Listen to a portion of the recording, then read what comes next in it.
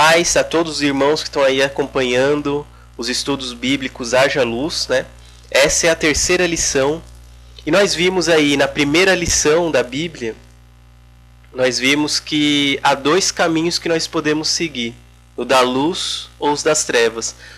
O caminho das trevas já está posto, né? Quando a gente nasce, a gente já nasce nas trevas, né? Só que quando Jesus nos resgata, aí vem a luz na nossa vida, né? E a gente passa a viver a partir da palavra do Senhor, né? Então muitos de nós já nos convertemos e já conhecemos essa palavra de libertação. Nós já conhecemos a palavra de Deus e os planos de Jesus Cristo para a nossa vida. Mas nós precisamos dar o primeiro passo, que é aceitar Jesus Cristo. Sem essa fé, não é possível entrar no caminho da luz, né? Para viver da luz, que é muito melhor do que as trevas. As trevas, quando a gente desliga a luz da nossa casa, o que acontece? A gente não sabe por onde a gente está andando. A gente não sabe o que está acontecendo. A gente vai fazendo, a gente vai andando, tropeçando, caindo, bate a cabeça na parede, né? E é possível viver desse jeito? Claro que é. Mas essa vida nas trevas, ela tem até um fim, né? Tem uma hora que acaba. Mas o caminho da luz, Jesus promete àqueles que entram pelo caminho da luz a vida eterna. Não vai ter fim a vida daquela pessoa que segue a Jesus Cristo. Então nós vimos isso na primeira lição. Na segunda lição, nós vimos que o primeiro passo para entrar na luz, né, para aceitar Jesus, é o amor. Quando a gente se converte, a gente tem que passar a exercer o amor que Deus quer de nós, que é o amar a Deus acima de todas as coisas e amar ao próximo como a nós mesmos. Então nós devemos amar o próximo da mesma forma que nós nos amamos, né? E eu tenho uma palavra aqui que ainda não é a lição de hoje, mas que ela complementa a segunda lição que nós tivemos, o amor, o dom supremo, né? Então é aqui a palavra em Romanos, capítulo 8, versículo 27, né? Vou ler para os irmãos. Mas em todas essas coisas somos mais que vencedores, por meio daquele que nos amou. Pois estou convencido de que nem a morte, nem a vida, nem anjos, nem demônios, nem o presente, nem o futuro, nem quaisquer poderes, nem altura, nem profundidade, nem qualquer outra coisa na criação será capaz de nos separar do amor de Deus que está em Cristo Jesus, nosso Senhor. Então essa palavra promete o quê? Que Deus nos ama independente de qualquer coisa. Tudo pode cair em cima de nós, tudo, o mal pode se levantar contra nós, que Deus vai continuar nos amando. Nós podemos fazer o que for, que Deus vai nos amar. O amor, ele é incondicional a todas as criaturas de Deus. Deus ama a todos, incondicionalmente. Não existe condição para Deus amar. Deus ama toda a criação dele, todas as criaturas. Mas existe algo que pode nos afastar de Deus. Deus nunca vai se afastar de nós. Deus sempre vai olhar por nós. Mas alguma coisa pode nos afastar de Deus, que é a lição que nós vamos ver hoje, né? Nós vamos ver o preço do pecado, né? Porque Deus vai estar do nosso lado. Só que nós podemos não estar do lado dele. E isso é terrível, isso é lamentável, né? A gente tem que pedir misericórdia para Deus, para que a gente não entre nesse caminho, o caminho do pecado, né? Que é um caminho sem fim, é um caminho da morte, né? Mas Deus tem planos na nossa vida e Deus resgata os seus filhos, né? Deus resgata aqueles que foram escolhidos por Ele. Então vamos ver na lição de hoje o que é isso que nós chamamos de pecado. O que é o pecado e como que se originou o pecado e como não entrar nesse caminho, né? Nesse caminho que é o pecado. É como se fosse um labirinto. É fácil entrar no pecado, porque o pecado é sedutor, nos seduz muitas vezes, mas a saída é muito difícil, mas é possível, né? Deus está aí, Deus deu a palavra para nós, né? A palavra de Deus exatamente para aprendermos a não cairmos no pecado. Então vamos ver aí, direto da Bíblia, vai!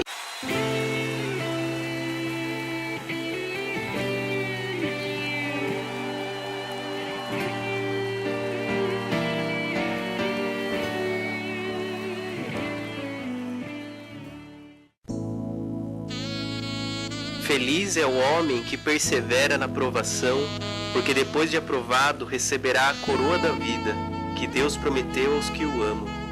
Quando alguém for tentado, jamais deverá dizer: estou sendo tentado por Deus, pois Deus não pode ser tentado pelo mal e a ninguém tenta. Cada um, porém, é tentado pelo próprio mau desejo, sendo por este arrastado e seduzido. Então, esse desejo, tendo concebido, dá à luz o pecado, e o pecado, após ter se consumado, gera a morte. Meus amados irmãos, não se deixem enganar. Toda boa dádiva e todo dom perfeito vem do alto, descendo do Pai das luzes, que não muda como sombras inconstantes. Por sua decisão, ele nos gerou pela palavra da verdade, a fim de sermos como que os primeiros frutos de tudo que ele criou. Amém.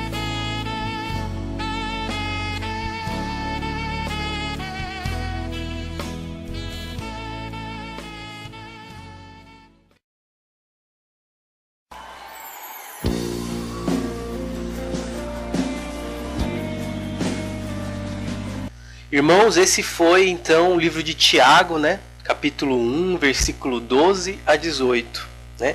Que lições maravilhosas, né, nós podemos tirar dessa palavra, aliás, de toda a Bíblia, né, de toda a palavra de Deus, né? Mas o que nós podemos então tirar dessa mensagem que nós lemos aí agora, né? Então aqui fala em perseverança em relação às provas que nós vivemos. Você vive provas? Você está vivendo alguma provação? Você está sofrendo alguma tentação?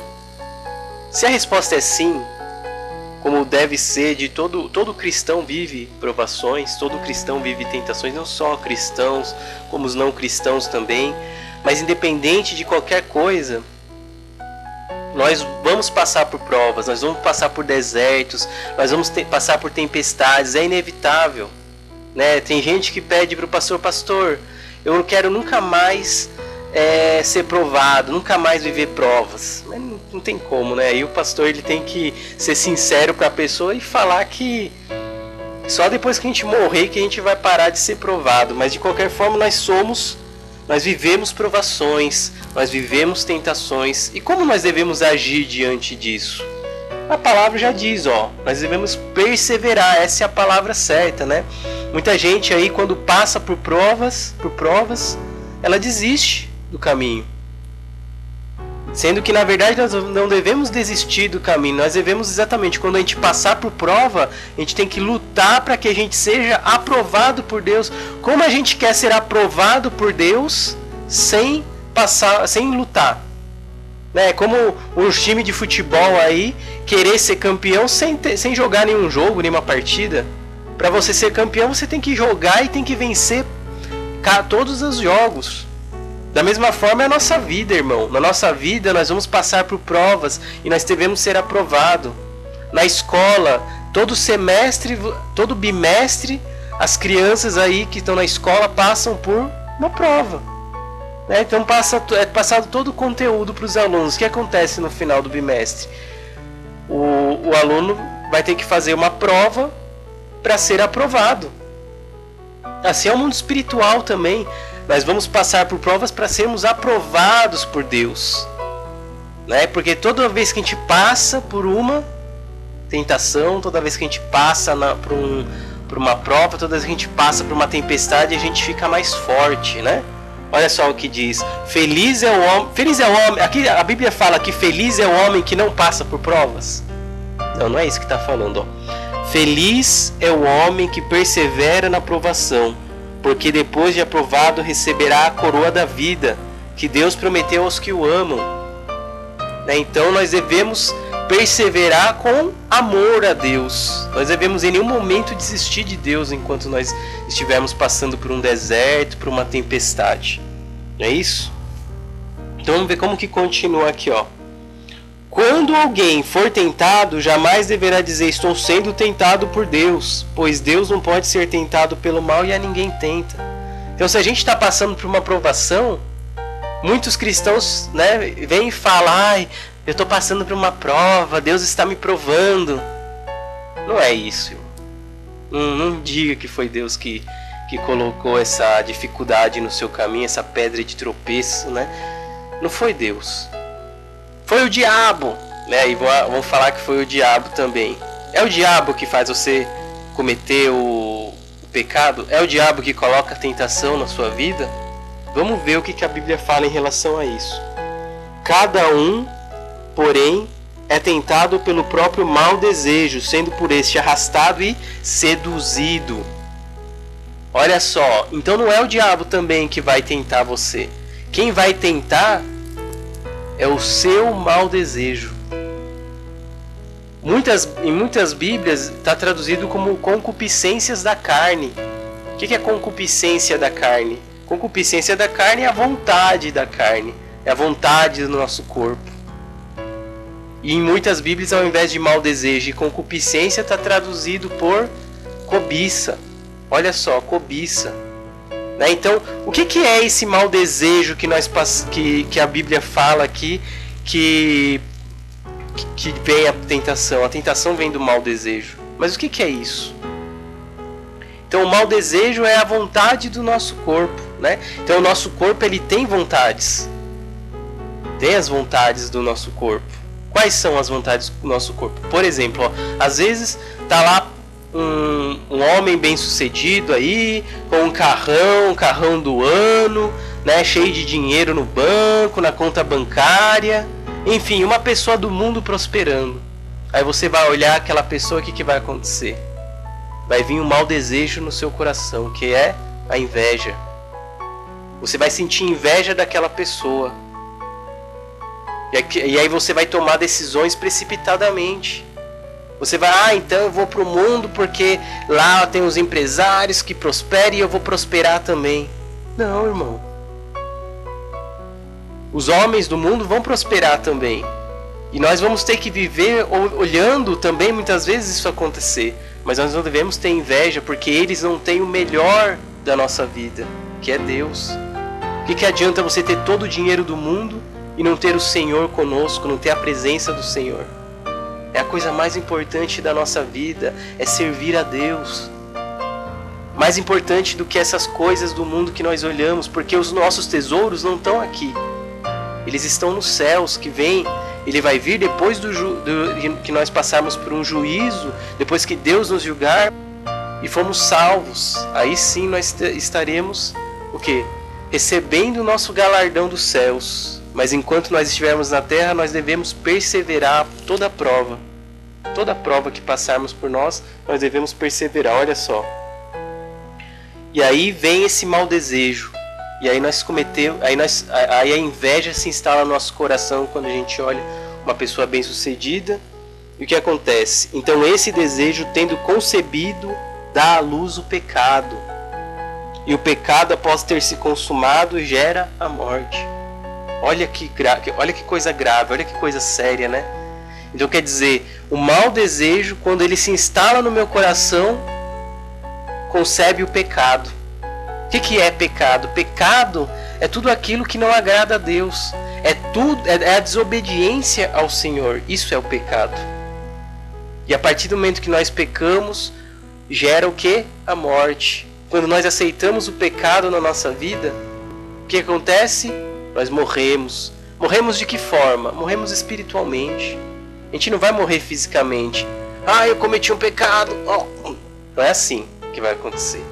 É uma morte espiritual que é pior do que a morte física.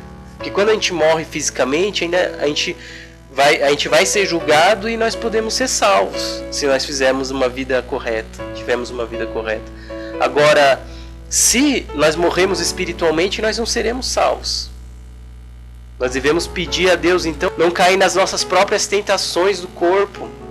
Não é isso? Então, de onde vem a tentação? A tentação vem dos nossos próprios desejos. E isso gera o pecado e o pecado gera a morte. Olha só.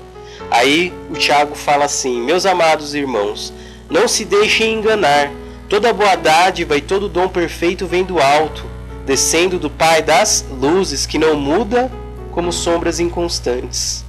Né? Então, Tiago está alertando para nós não nos enganarmos com as coisas do mundo. Para não nos enganarmos com as coisas que virão nos tentarão. Ele está falando, não caiam no pecado. Ó, por sua decisão, Deus nos gerou pela palavra da verdade, a fim de sermos como os primeiros frutos de tudo o que Ele criou. Olha que palavra maravilhosa. Para a gente não cair no mal, não cair no pecado, por quê? Para que a gente possa ser como os primeiros frutos dessa terra. Vamos lembrar como é que foi os primeiros frutos dessa terra, né? Deus, ele disse, haja luz, haja firmamento, haja sol e lua, haja as naturezas, que haja os seres viventes, e Deus criou todas as coisas. Deus chamou aquilo o Jardim do Éden. Aí Deus fez o homem à imagem e semelhança de Deus, ou seja, sem pecado, né? Então aqui está falando para que nós sejamos como os primeiros frutos de tudo o que Ele criou, né? Então qual foi o primeiro fruto? Foi como Adão e Eva eram antes de caírem, antes de pecarem.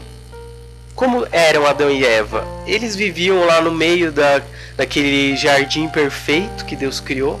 E Deus disse a Adão e a Eva, olha, vocês podem consumir de todos os frutos dessas árvores, de todas as árvores do jardim. Inclusive o fruto da vida. O fruto da vida garante a vida eterna. Então eles iam ter toda a vida que eles desejassem. Tudo, fartura de todas as coisas. Alimento físico eles tinham ter. E alimento espiritual também. Porque eles tinham acesso direto a Deus. Eles conversavam com Deus. Deus vinha conversar com eles. O que eles precisavam fazer? Cuidar do jardim. Eles só precisavam fazer isso, né? Deus deu essa incumbência aí a Adão e a Eva também. Vamos ver o que aconteceu? Vamos lá em Gênesis, capítulo... O relato da queda. Ora, a serpente era o mais astuto de todos os animais selvagens que o Senhor Deus tinha feito. E ela perguntou à mulher, foi isso mesmo que Deus disse? Não comam de nenhum fruto das árvores do jardim? Respondeu a mulher à serpente, podemos comer do fruto das árvores do jardim, mas Deus disse, não comam do fruto da árvore que está no meio do jardim. Não toquem nele, do contrário vocês morrerão. Disse a serpente à mulher, certamente não morrerão. Deus sabe que no dia em que dele comerem, seus olhos se abrirão e vocês, como Deus, serão conhecedores do bem e do mal. Olha o que está acontecendo aqui. No meio daquele jardim tinha uma serpente. E a serpente começou a falar para a mulher, olha, Deus disse para não comer das árvores do jardim. Aí Eva falou para ele, não, nós só não devemos comer do fruto da árvore que está no meio, né, que é o fruto do conhecimento do bem e do mal. E aí a serpente tentou enganar a Eva, né? Falou assim, olha Eva, não é verdade. Vocês não morrerão quando comerem do fruto. Vocês simplesmente serão como eles, conhecerão o bem e o mal. A partir desse momento, olha o que aconteceu com a Eva. Quando a mulher viu que a árvore parecia agradável ao paladar, era atraente aos olhos e além disso desejável para dela se obter discernimento, tomou o seu fruto, comeu-o e o deu a seu marido, que comeu também. Os olhos dos dois se abriram e perceberam que estavam nus. Então juntaram folhas de figueira para cobrir-se. Vejam, gente. Antes dela conversar com a serpente, ela olhava para aquele fruto e para ela era simplesmente um fruto proibido. E não iam comer. Ela não tinha malícia ainda. Nem Eva e nem Adão tinham malícia no coração deles. Eles foram feitos perfeitos, a imagem e semelhança de Deus. Só que a serpente, o que ela fez? Ela começou a conversar com Eva e falou, olha, vocês serão conhecedores do bem e do mal e serão como Deus, serão iguais a Deus. Pronto, foi o suficiente para Eva permitir que aquele desejo entrasse no coração dela. E a partir do momento que esse mau desejo entra no coração dela, ela olha para aquela fruta, para aquele fruto, e o que acontece? Ela vê que o fruto é atraente. Antes era um fruto proibido, agora é um fruto atraente para se comer e bom para se obter discernimento. Então agora ela passou a desejar aquele fruto. Aí ela pegou, ela tomou o fruto da árvore e comeu, e cometeu o pecado. O pecado, Deus disse a Eva para não comer o fruto. Mas ela fez o quê? Ela aceitou, ela comeu. E levou para Adão, e Adão também aceitou e comeu. Veja como que acontece, como surgiu o pecado. Deus quer que a gente seja como Adão e Eva antes de cometer o pecado ou depois? Deus quer que a gente seja antes, como eles eram antes de comerem do fruto. Porque antes eles eram inocentes. Não havia malícia no coração deles. Muito pelo contrário. Mas depois que eles comeram, eles perceberam que estavam nus. Olha só o que está escrito aqui, ó.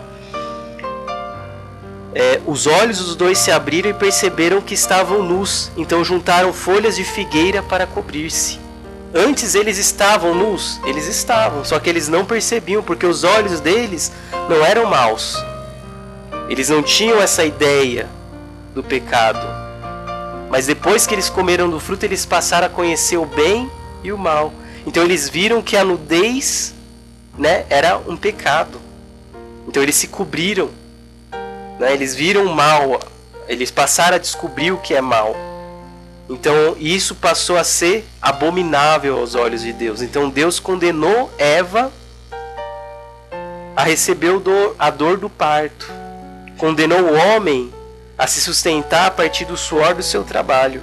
E condenou a serpente a se arrastejar pelo chão por toda a vida da serpente. Olha só, o pecado gerou o quê?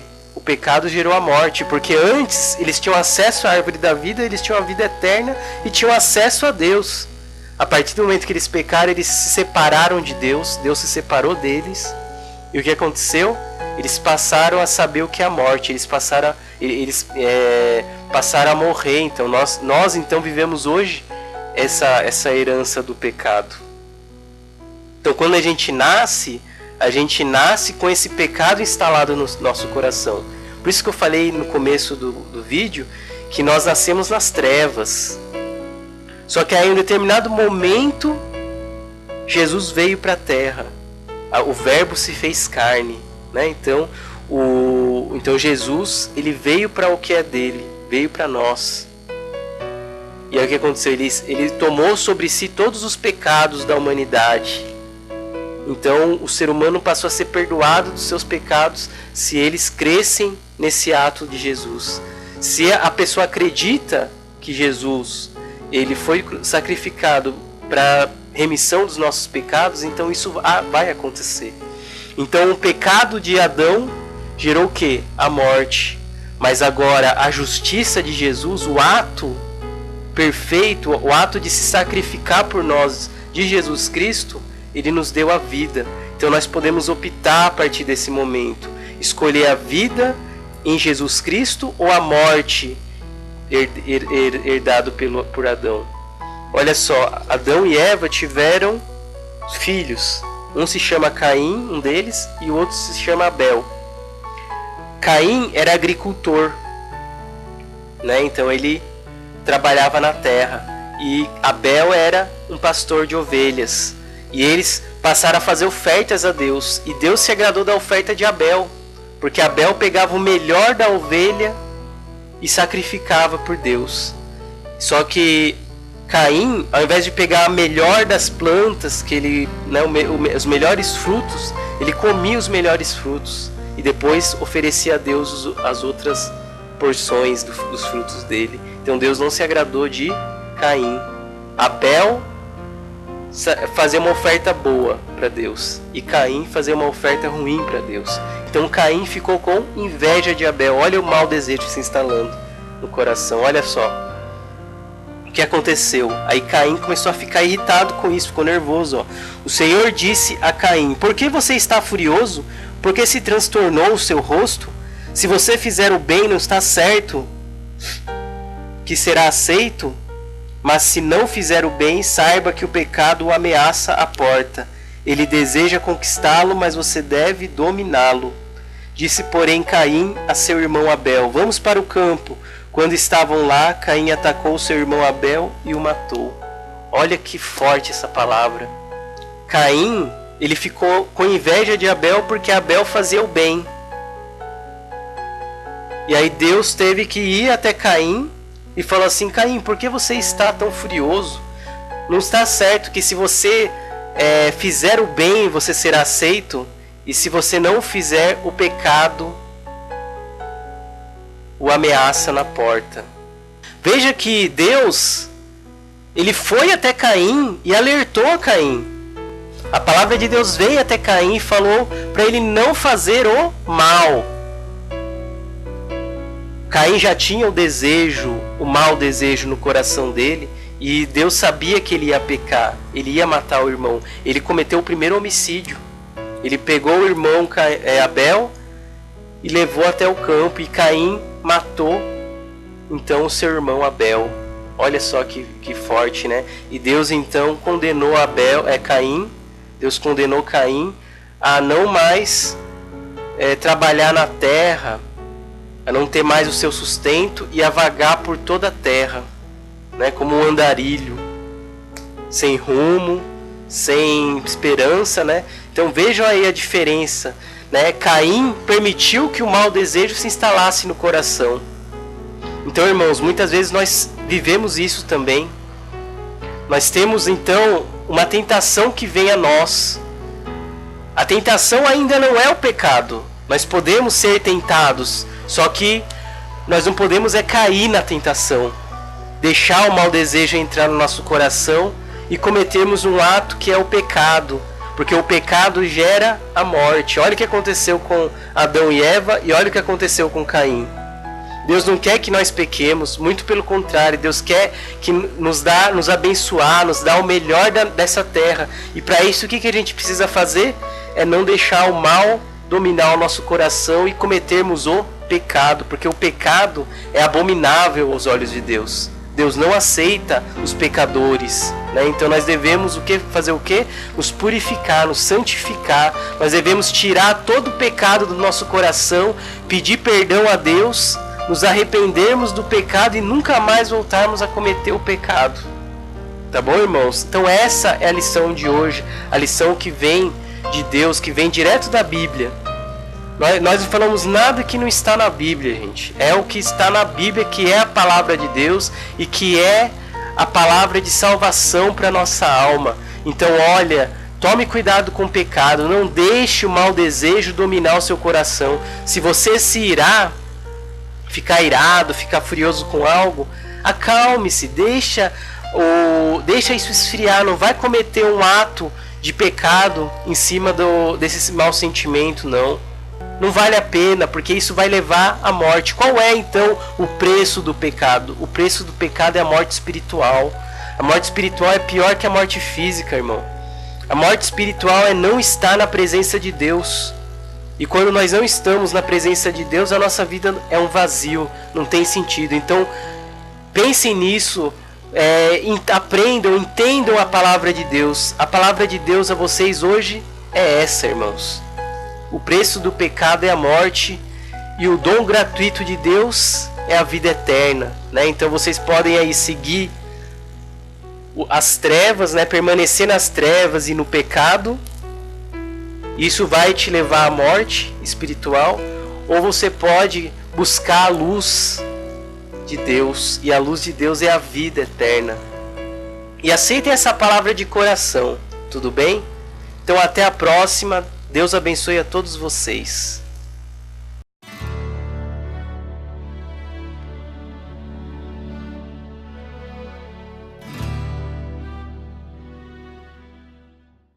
Caro irmão, se essa mensagem que você acabou de ouvir te tocou e você aceitou Jesus, então eu quero te apresentar algo que passa a ser extremamente importante na sua vida.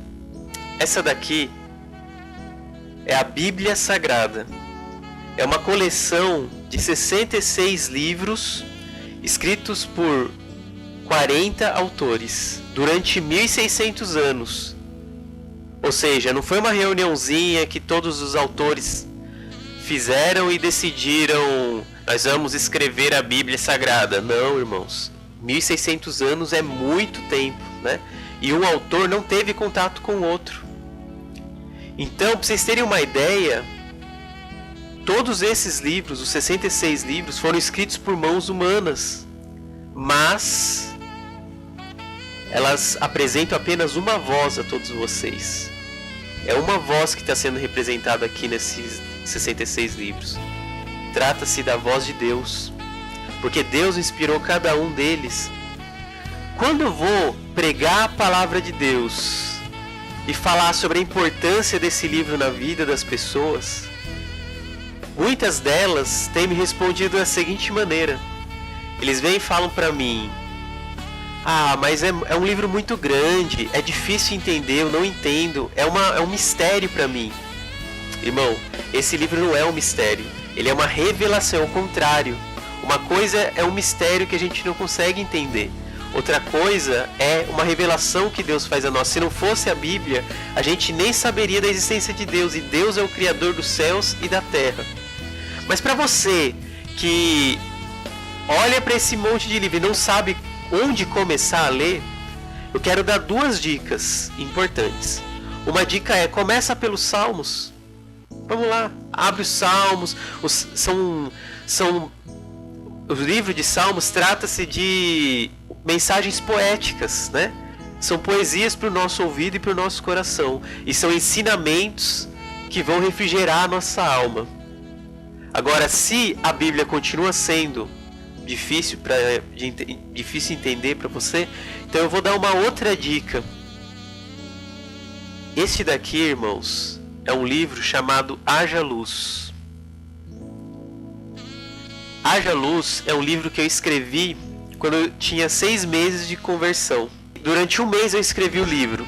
Ele se chama Haja Luz, né? E são 8 capítulos que são 8 mensagens da Bíblia, né? Então é um livro que pode aí ser um ponto de partida para ler a Bíblia, porque o Haja Luz ele mostra como o mundo foi criado por Deus, né? Haja luz foi a palavra que Deus disse: haja luz, e a luz foi feita. A luz é a primeira condição da nossa existência. É uma batalha espiritual que se trava em nossa volta e a gente nem sabe, a gente não consegue ver, a gente não consegue tocar, mas essa batalha existe. Então eu apresento essa batalha, eu apresento esse universo espiritual que nós não vemos nesse livro. E é uma forma de orientação da Bíblia, né? Se você não sabe por onde começar, comece com um livro sobre a Bíblia. Ou se você já conhece, se você já é convertido há muito tempo, ela pode servir também para buscar informações sobre a Bíblia. Se você quiser adquirir esse livro, você pode entrar no site www.hajaluz1.com e lá tem os meus textos. Também há um outro livro que eu vendo lá também nesse blog, que é meu também, se chama Base Sobrenatural da Salvação. Esse eu acabei de publicar, né? E ele fala sobre a salvação, como conquistar a salvação. Você não pode perder. Então a dica que eu queria dar era essa dica, né? E leiam a Bíblia, não deixem de buscar Deus, vão aos cultos da igreja, que também é importante, também é pregada a palavra de Deus, ilumina a nossa vida, reforça a nossa fé, renova o nosso espírito, né? E orem todos os dias. Eu estou orando por você. Então você vai ser abençoado, tenho certeza, assim como Deus me abençoou com esses livros que eu estou escrevendo, você também será abençoado, em nome de Jesus Cristo. Então a paz do Senhor seja multiplicada no coração de vocês, e até a próxima. Tchau.